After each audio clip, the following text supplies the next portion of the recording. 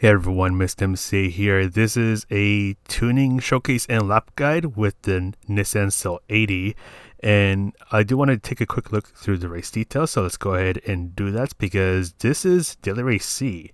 It's a tuning race where sports tires are allowed, wide bodies and engine swaps are allowed, and this is a PP, power, and weight limited race with the Silvio family. So let's go on over to the GT Auto to see what I ended up getting, because first you want to make sure you get the wide body for the custom wheels.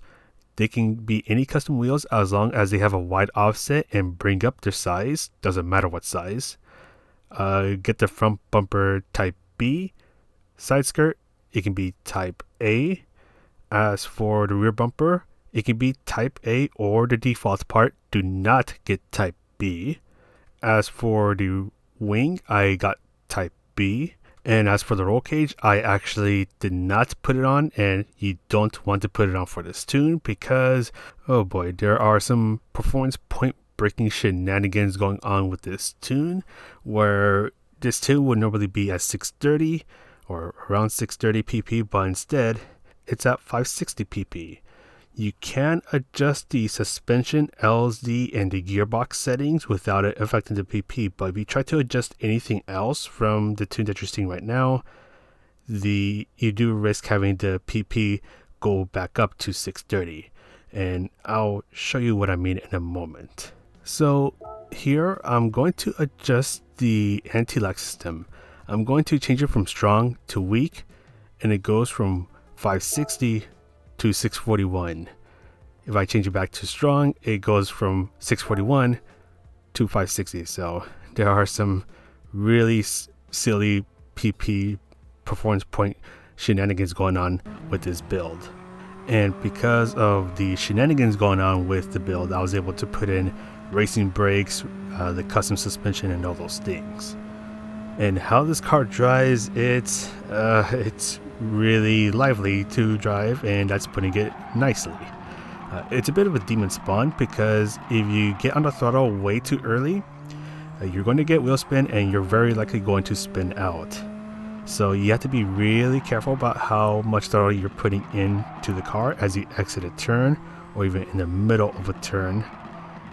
And you can be just a tiny bit more aggressive if you're in the lower rev range because there's a bit of turbo lag.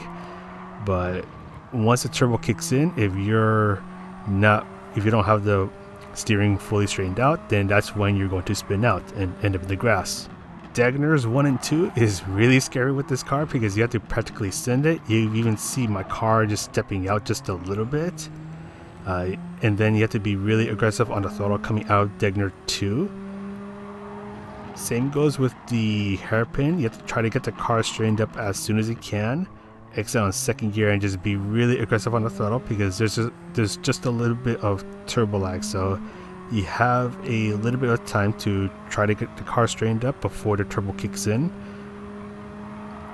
Spoon, coming out of spoon, that's where it can also get a bit sketchy because you want to, once again, try to get the car straightened up as soon as you can before you start to fully accelerate before the turbo kicks in. And mainly with this build, you just really want to be mindful about how much throttle you're putting into the car when you're going through a turn, coming out of a turn, and things like that. 130R is the scariest turn with this car because you have to practically send it. You have to throw this car into the turn because this car doesn't have as much downforce as some of the other builds that I've seen so far. Same goes with the final chicane. You kind of just have to throw the car in there and hope that you don't get a track penalty.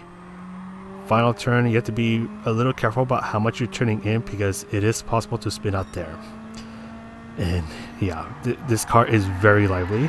It will take quite a bit of time to try to get used to this car. So if you are going to try out this tune, then I wish you the best because it took me a while to get used to this build. So let's go on over to the lap guide where I try not to bend it for the entire lap. So you want to bring yourself towards the left side of the track, shifting when the bar reaches over the gear number. Your first braking point is just before the 100 meter board. You want to brake as much as you can for a short moment. then start to turn in at around the 50-meter board and do lots of trail braking. So you're trying to ease off of the brakes as you're turning in, doing lots of braking control, going down to third gear, trying to go for a late apex out of the second part of this first turn. You're just trying to get on the throttle as soon as you can. Then you want to do a little bit of braking as you go through the first set of S's, and this is where it's all about just trying to maintain momentum.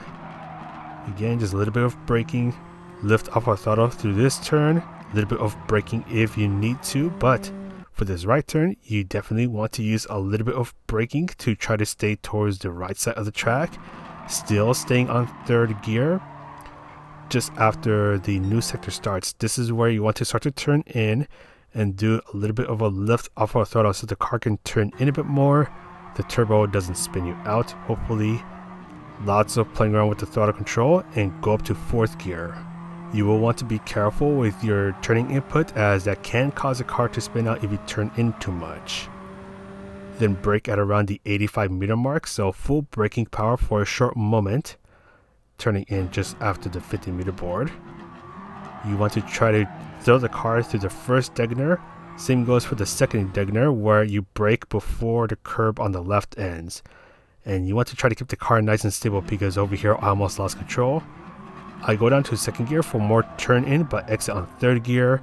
Again, just being nice and careful on the throttle to make sure that the car doesn't spin you out.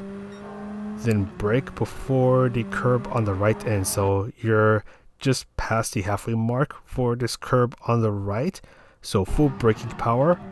Going down to first gear for more rotation, but you want to exit on second gear. You can't let the car coast for a moment, so no braking, no throttle input, so it can turn in a bit more. Get the car straightened up for the next section of the track and get on the throttle as soon as you can. Then carefully turn in through here because again the car can get a little bit of wheel spin if you turn in too much. That's how sketchy this car is, by the way. But anyways, brake before the 100-meter board, so brake as much as you can, turning in just after the 50-meter board. Go down to third gear, easing off of the brakes, so doing a bit of trail braking. Then brake before the curb on the right end, so a little bit more trail braking as you go through the second half of spoon. Trying to get the car straightened up for the back straight, so you can try to get on the throttle as soon as you can. And just trying to be just a little careful through here. Then you can take a little bit of a breather because the most terrifying turn is coming up right now, 130R, where you're going to throw the car into the turn. So you're looking for the 50-meter board on the right, brake before you pass it. So you're using around 75% braking power and turning in almost immediately. Just trying to take advantage of the red and white curves, try and get on the throttle as soon as you can, and just try not to go onto the green turf on the right and brake right as you pass the 150-meter board. So this is full braking power, and you're going to throw the car into the first part of the final chicane. Go down to first gear for more rotation, but exit the chicane on second gear. Lots of braking and throttle control needed as you go through the chicane. And just try to be really careful with your turn in as you finish the lap. Bring yourself towards the right to get closer to the start finish line. And there you go, finally. I mean, it took me a while to get 209.9, but there we go. Yeah, this car is a bit of a demon spawn with this tune. And yes, there is performance point shenanigans going on, which is why I was very unhappy when I saw that there was going to be performance points involved with this daily race. If it was just power and weight, then I wouldn't mind this daily race too much, but because there's performance points involved, that's just inviting all the performance point breaks to come in, and that's not even including the engine swaps, which can also have broken tunes as well. But that's gonna be all from me, so take care, and yeah, this is Mr. MCA, and I'll see you in the next video.